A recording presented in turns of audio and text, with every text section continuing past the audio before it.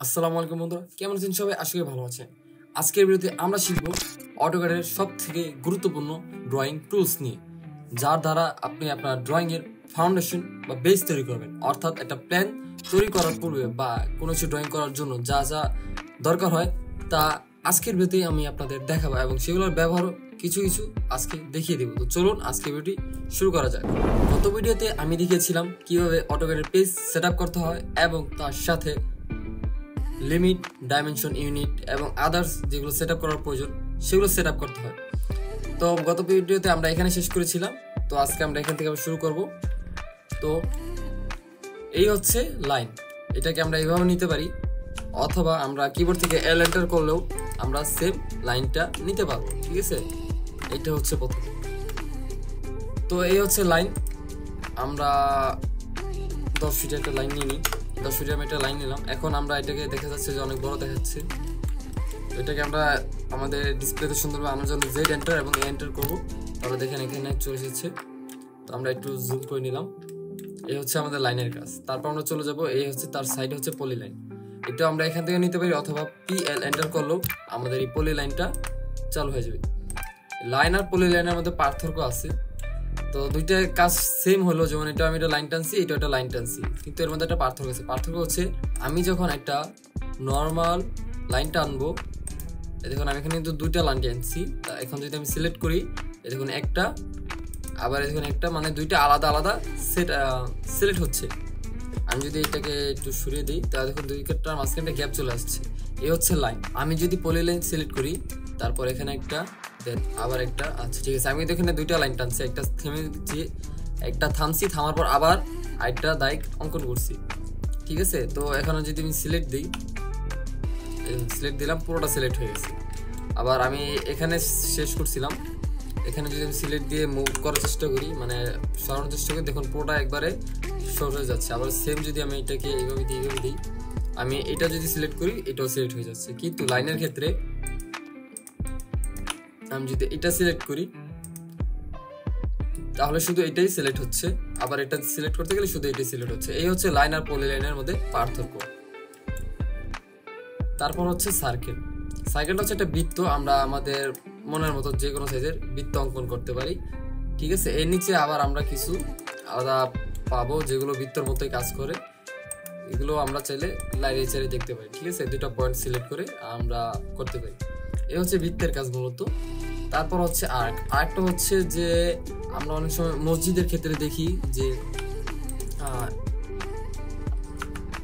এরকম কিছু একটা থাকে, যেটা অনেক সময় যে একটু রাউন্ড শেপের হয়, সেটার জন্যই আমরা যে মূলত যে আর্কটা নিয়ে থাকি।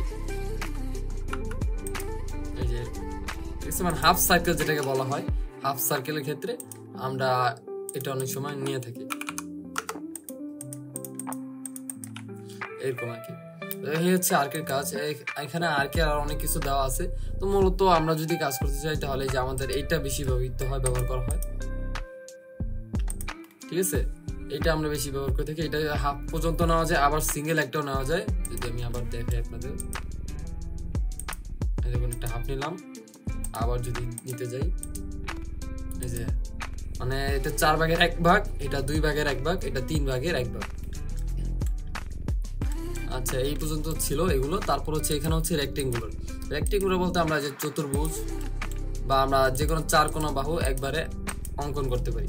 ঠিক আছে, আবার যদি এটা সিলেক্ট করতে চাই, এটা পুরোটা সিলেক্ট হচ্ছে। এই হচ্ছে আর কি রেক্টেঙ্গুলারের কাজ। এর নিচে আছে আবার পলিগন, মানে পঞ্চভুজ, ষষ্ঠভুজ, যেগুলো আমাদের প্রয়োজন। দেখুন এখানে আপনারা দেখতে পাচ্ছেন যে 4-এর একটা অপশন আছে। এখানে যদি আমি 5 দিয়ে এন্টার দিই, তারপর একটা পয়েন্ট সিলেক্ট করি, এই জায়গায়, ঠিক আছে, এইভাবে আর কি আমরা চাইলে এটা শেপ দিতে পারি। আবার যদি আমরা এটা সিলেক্ট করে, এবার যদি আমরা 7 দিয়ে এন্টার দিয়ে একটা পয়েন্ট সিলেক্ট করি, দেখুন হয়ে গেছে। তো এরকম ভাবে আপনারা এগুলো ব্যবহার করতে পারবেন। তো ড্রয়িং এ মূলত মানে একটা প্ল্যান তৈরি করতে গেলে মূলত ওই যে লাইন, সার্কেল আর রেক্টেঙ্গুলার কাজটাই বেশি হয়, এবং এগুলোতে কাজে লাগানোর জন্য পরবর্তী কিছু অপশন ব্যবহৃত হয়। যেমন পরবর্তীতে ব্যবহৃত হয় এই টুলসগুলো। এই টুলসগুলোর সাহায্যে আমরা বাকি ড্রয়িং মডিফাই করে থাকি। এইগুলো দিয়ে আমরা সাধারণত অঙ্কন করে থাকি এবং এইগুলো দিয়ে আমরা মডিফাই করে থাকি। এখানে যেগুলো দেখাইলাম যে লাইনের এল যদি আমরা কিবোর্ড থেকে এন্টার করি, আমরা পেয়ে যাব আবার যদি পলিলাইনের PL এন্টার করি আমরা পলিলাইন পেয়ে যাব। আবার যদি আমরা সি এন্টার করি তাহলে যে সার্কেল অঙ্কন করতে পারবো। আর রেক্টেঙ্গুলার জন্য আর সি যদি দিই এই দেখুন আমরা এটা অঙ্কন করতে পারবো। আর আর্কের জন্য এ আর সি,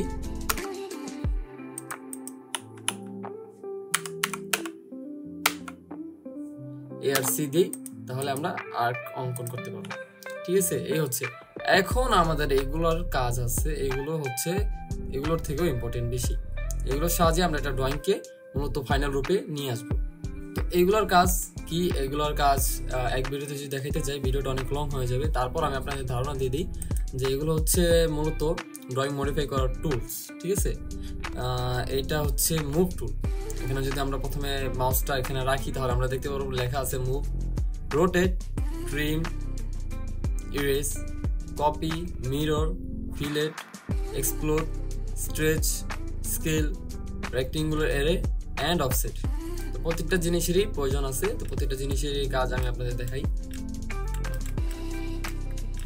এখানে প্রথমে আমি রেক্টেঙ্গুলার নিলাম। ঠিক আছে, আমি এখান থেকে চাচ্ছি যে এই জিনিসটা আমি এইখানে নিয়ে আসবো। তাহলে প্রথমে আমরা কি করবো, মুভ টুল ক্লিক করবো, এটা সিলেক্ট করবো, এন্টার দিব, যে কোনো একটা পয়েন্ট সিলেক্ট করে নিব। ঠিক আছে, পয়েন্ট আমি ধরি মিড পয়েন্টে নিলাম। এখন আমি এটাকে সাইডে নিয়ে আসলাম।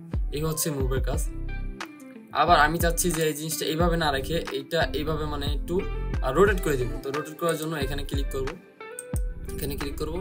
দেন এখানে ক্লিক করব, মানে যে কোনো একটা পয়েন্ট সিলেক্ট করে আমি ঘুরাবো। কিবোর্ড থেকে F8 যদি অফ করে দেন তাহলে দেখুন আপনি যেখানে ইচ্ছা রাখতে পারেন। আর যদি F8টা অন করে দেন অর্থ মোডটা, তাহলে আপনি শুধু 90 ডিগ্রি অ্যাঙ্গেলে বা মানে সুন্দরভাবে রাখতে পারবেন। ঠিক আছে, তো এই হচ্ছে আর কি রোটেটের কাজ। তো ভিডিওটা আমি দেখতেছি অলরেডি অনেক বড় হয়ে গেছে, তো এত বড় ভিডিও করবো না, পরবর্তী পার্ট আপনারা দেখে নিতে পারেন চাইলে। আর হ্যাঁ, আপনাদের জন্য এইটা আমার অটোক্যাড প্লেলিস্টের অংশ, যেখানে ধাপে ধাপে শেখানো হবে অটোক্যাডের A to Z ডিটেলস। আর এই প্লেলিস্ট শেষ হলে আপনি পারবেন একেবারে শুরু থেকে একটি ফ্লোর প্ল্যানের কমপ্লিট ড্রয়িং তৈরি করতে। তো আপনি যদি একটি ফ্লোর প্ল্যান কমপ্লিট ভাবে তৈরি করতে চান তাহলে অবশ্যই আমাদের চ্যানেলটা সাবস্ক্রাইব করে পাশে থাকুন। ধন্যবাদ। তো পরবর্তী ভিডিওতে আমরা বাকি টুলস নিয়ে আলোচনা করবো এবং মোস্ট ইম্পর্টেন্ট থিং আমি পরবর্তী ভিডিওতে দেখাবো। তো পরবর্তী ভিডিও দেখার জন্য অবশ্যই চ্যানেলটি সাবস্ক্রাইব করে পাশে থাকবেন। ধন্যবাদ।